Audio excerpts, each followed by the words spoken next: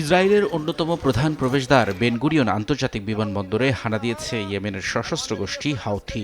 গোষ্ঠীটির সামরিক মুখপাত্র জানান, ক্লাস্টার বা গুচ্ছ ক্ষেপণাস্ত্র এবং ড্রোনের সমন্বয়ে এই হামলা চালানো হয়েছে। জাভা এলাকায় অবস্থিত এই গুরুত্বপূর্ণ স্থাপনায় হাউথি বিদ্রোহীর এমন সাঁড়াশি অভিযানে নিরাপত্তা শঙ্কায় পড়েছে নেতানিয়াহু প্রশাসন।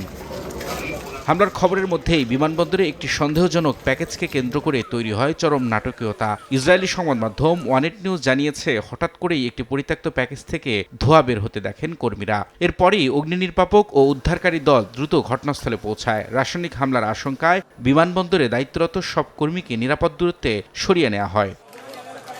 বর্তমানে পুরো বিমানবন্দর এলাকা জুড়ে চলছে কড়া পর্যবেক্ষণ। ওই প্যাকেজের ভেতরে কোনো প্রাণঘাতী রাসায়নিক পদার্থ আছে কিনা তা পরীক্ষা করে দেখছেন বিশেষজ্ঞরা। হাউথি বিদ্রোহীর মুহুর্মুহু ক্ষেপণাস্ত্র হামলা আর বিষাক্ত ধোঁয়া সব মিলিয়ে এখন এক চরম অস্থিরতা বিরাজ করছে ইসরায়েলের প্রাণকেন্দ্রে। ইয়েমেনি যোদ্ধাদের দাবি আর রাসায়নিক আতঙ্ক দুই মিলে বেন গুরিয়ন এখন যেন এক আতঙ্কের জনপদ। রবিউল ইসলাম আওলাদ, সময় সংবাদ।